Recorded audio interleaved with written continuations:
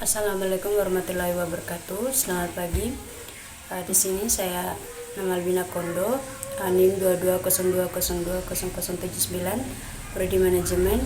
Di sini saya akan mempresentasikan tugas Sistem Informasi Manajemen yang saya ambil dari bab 12, Teknologi Informasi pada bidang pemerintahan.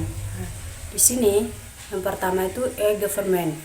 Teknologi informasi dan komunikasi telah mengalami perkembangan yang pesat dan sangat menjanjikan efisien proses, diseminasi informasi yang cepat, transparan, serta menjangkau banyak bidang.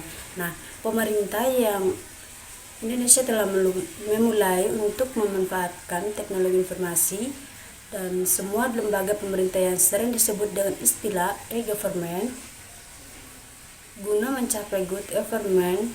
E-government adalah kependekan dari elektronik atau e-government, merupakan penggunaan media elektronik dengan jaringan internet dalam mendiseminasi informasi dan juga kegiatan pelayanan pemerintah kepada masyarakat.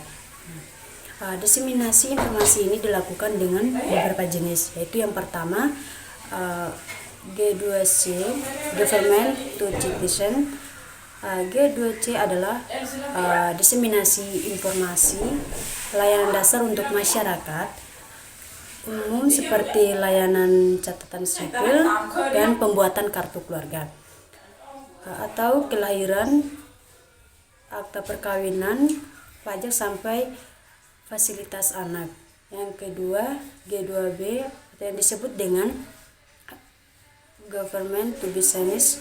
G2B itu meliputi informasi yang berkaitan dengan dunia bisnis, yang seperti informasi persyaratan untuk pembuatan sebuah badan usaha, layanan izin badan usaha, sampai urusan pajak untuk pelaku dunia usaha dari UMKM sampai perusahaan yang berskala multinasional.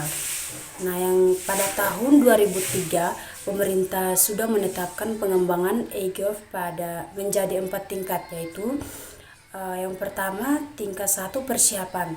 Nah, pada tingkatan ini persiapan dilakukan di semua secara sederhana, sepertinya penyiapan portal informasi berupa situs di setiap lembaga. Nah, sosialisasi tentang media informasi elektronik yang dapat diakses secara daring, persiapan tenaga SDM untuk pengembangan e-gov, sampai penyediaan sarana yang berkaitan dengan teknologi informasi yang mendukung e-gov. Nah, yang kedua tingkat 2 atau pematangan. Nah, pada tahap ini dilakukan pematangan proses. Persiapan atau pematangan ini meliputi pengembangan situs informasi publik tadi menjadi situs yang dinamis. Nah, yang disebut memungkinkan adanya interaksi dalam situs tersebut, pembuatan antarmuka keterhubungan dengan lembaga lain. Nah, yang ketiga tingkat 3 atau yang disebut dengan pematapan. Tahap ini dilakukan pembuatan situs transaksi pelayanan publik dan interoperabilitas aplikasi maupun dengan lembaga lain. Nah, yang keempat tingkat 4 atau pemanfaatan, pembuatan aplikasi untuk pelayanan yang bersifat G2GB atau yang disebut juga dengan G2C yang terintegrasi terkait dengan proses pengembangan e-gov tersebut. Nah, di sini nomor 2 good governance. Good governance adalah tata kelola pemerintah yang baik dan merupakan suatu penyelenggaraan baik yang merupakan suatu manajemen pembangunan dan bertanggung jawab sejalan dengan prinsip demokrasi dengan pasar atau yang disebut dengan efisien, alokasi dana investasi yang tepat, dan mencegah korupsi baik secara politik maupun administratif. Nah, di sini ada pun prinsip-prinsip good governance, yaitu yang pertama akuntabilitas. Dalam menjalankan birokrasi, pemerintah membuat kebijakan pengen kerja serta kegiatan di mana semuanya akan memerlukan biaya yang dari berbagai pendapatan daerah. Prinsip yang akuntabilitas adalah perhitungan cost and benefit dalam semua program kerja dan kegiatan yang dilakukan berdasarkan kebijakan yang telah ditetapkan baik secara ekonomi dan sosial. Nah, yang kedua, keterbukaan dan transparan. Data dan informasi yang dimiliki pemerintah dapat bersifat terbuka yang dapat diakses oleh pengguna. Informasi publik dan ada yang bersifat rahasia, di mana data dan informasi yang tersebut dengan ketat dan hanya dapat diakses secara terbatas sesuai dalam pelaksanaan kebijakan serta pengawasannya. Nah, yang ketiga, ketaatan pada hukum. Setiap aparatur pemerintah adalah yang menjunjung tinggi hukum yang berlaku dan menjadikan sebagai dasar dari semua kebijakan diterapkan serta kegiatan yang dilaksanakan.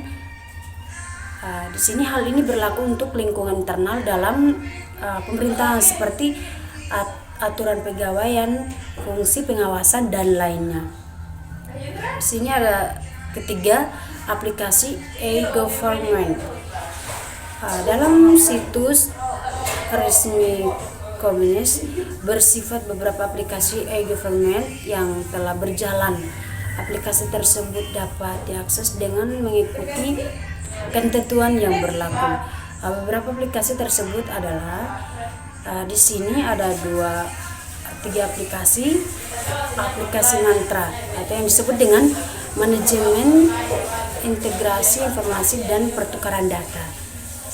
Nah, mantra itu bermanfaat untuk menjembatani pertukaran data antara informasi pemerintah meliputi berbeda database atau aplikasi maupun sistem operasinya. Nah, yang kedua, aplikasi administrasi perkantoran atau yang disebut dengan Simaya. Nah, aplikasi ini merupakan digitalisasi dari Peraturan Menteri PAN dan RB nomor 6 tahun 2011 tentang Tata Naskah Dinas Elektronik atau yang disebut dengan TNDE di lingkungan instansi pemerintah. Nah, yang ketiga, Private Network Security Box atau yang disebut dengan PNX Box. PNBox adalah sistem operasi yang berbasis Unix yang diimplementasi dari sistem operasi FreeBSD dengan menambahkan fitur-fitur tertentu seperti keamanan jaringan, manajemen jaringan, web server, dan lain sehingga bisa dimanfaatkan terutama untuk manajemen jaringan. Selain pemerintah pusat, pemerintah daerah juga menerapkan SPBE dalam pelayanan kepada masyarakat bentuk aplikasi yang berbasis web yang sering disebut dengan Smart City. Nah, di sini area traffic 1, area traffic control system atau yang disebut ATCS. ATCS adalah suatu sistem pengendalian lalu lintas berbasis teknologi informasi pada suatu kawasan jaringan jalan melalui optimal dan koordinasi pengaturan lampu lalu lintas di setiap persimpangan. Yang kedua, aplikasi Dukcapil. Nah, aplikasi Dukcapil adalah aplikasi layanan pemerintah kepada masyarakat yang berkaitan dengan data catatan sipil seperti penerbitan kartu keluarga, KTP, atau elektronik dan lainnya. Yang ketiga, Kemenkenter. Kemenkenter adalah pusat visualisasi dan integrasi data yang dilengkapi dengan instruktur untuk kegiatan mendorong koordinasi pengambilan keputusan. Terima kasih atas waktu yang diberikan kepada saya. Mohon maaf jika ada salah kata. Saya Iri. Waalaikumsalam warahmatullahi wabarakatuh.